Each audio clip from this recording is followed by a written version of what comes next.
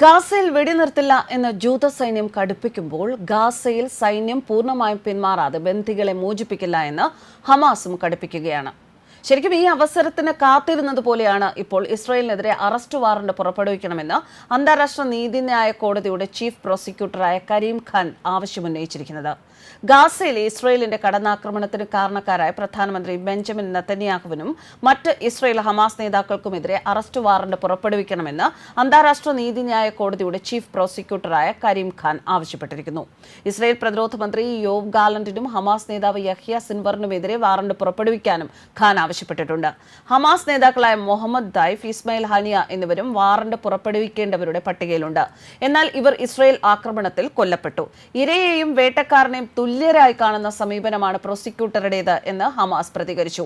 ICC arrest warrant സമർപ്പിച്ചാലും നേതാക്കളെ ഉടനടി arrest ചെയ്യില്ല. എന്നാൽ ഖാന്റെ വാദം കോടതി അംഗീകരിക്കുന്ന പക്ഷം മറ്റു രാജ്യങ്ങൾ സന്ദർശിക്കുന്ന വേളയിൽ ഇവർ അറസ്റ്റ് ചെയ്യപ്പെട്ടേക്കാം. അതേസമയം ഗാസയിൽ 2 ദിവസത്തിനിടെ 69 പലസ്തീൻകാർ കൂടി കൊല്ലപ്പെട്ടുവെന്നാണ് വിവരങ്ങൾ. ആകെ കൊല്ലപ്പെട്ടവരുടെ എണ്ണം 40,334 എങ്ങും എത്താതെ കെയ്റോ ചർച്ച അവസാനിച്ചപ്പോഴും ആക്രമണം തുടരും എന്ന സൂചനകളാണ് ഇസ്രായേൽ അധികൃതർ നൽകുന്നത്. ചർച്ചയിലെ വ്യവസ്ഥാ നിർദ്ദേശം ഹമാസ് അംഗീകരിച്ചിരുന്നു.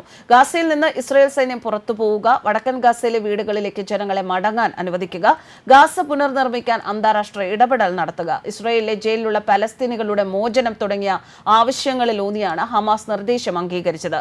ഗാസയിൽ ഹമാസിനെ പൂർണ്ണമായും പരാജയപ്പെടുത്തുന്നതുവരെ പോരാട്ടം തുടരുമെന്നാണ് ഇസ്രായേൽ പ്രധാനമന്ത്രി ബെഞ്ചമിൻ നെതന്യാഹു പ്രതികരിച്ചത്. ഇതോടെ അവസാന നിമിഷം ചർച്ച പൊളിയുകയാണ് എന്ന സൂചന വരികയായിരുന്നു. ചർച്ച കൈവിട്ടു പോയതിന് കാരണം ഹമാസ് ആണ് എന്ന തരത്തിലാണ് അമേരിക്ക കുറ്റപ്പെടുത്തുന്നത്. അതിനിടെ ഗാസയിൽ ഇസ്രായേൽ കനത്ത ആക്രമണം തുടരുകയാണ്. മധ്യ തെക്കൻ ഗസയിലെ ആക്രമണത്തിൽ കഴിഞ്ഞ ദിവസം മാത്രം 19-ലധികം പേർ കൊല്ലപ്പെട്ടു. ദൈർ അൽ ബലാഹിൽ ഇസ്രായേൽ സൈന്യം ശനിയാഴ്ച രാത്രി നടത്തിയ ആക്രമണത്തിൽ 71 പലസ്തീനികളാണ് കൊല്ലപ്പെട്ടത്. 112 പേർക്ക് പരിക്കേറ്റു. ഇവിടെ നിന്ന് പലസ്തീനികളോട് ഒഴിഞ്ഞുപോകാൻ ഇസ്രായേൽ സൈന്യം പുതിയ നിർദ്ദേശവും നൽകിയിരുന്നു. ഒക്ടോബർ 7 മുതൽ ഇസ്രായേൽ ആക്രമണത്തിൽ ഗസയിൽ കൊല്ലപ്പെട്ടവരുടെ എണ്ണം 40,334 93,356 പേർക്ക് പരിക്കേറ്റു. അതേസമയം 1/4 നൂറ്റാണ്ടിന് ശേഷം ഗസയിൽ പോളിയോ റിപ്പോർട്ട് ചെയ്ത പശ്ചാത്തലത്തിൽ ലോകാരോഗ്യ യൂണിസെഫ് അടക്കമുള്ളവയുമായി ചേർന്ന് വാക്സിനേഷൻ നടത്തുമെന്ന് UNRWA അറിയിച്ചു.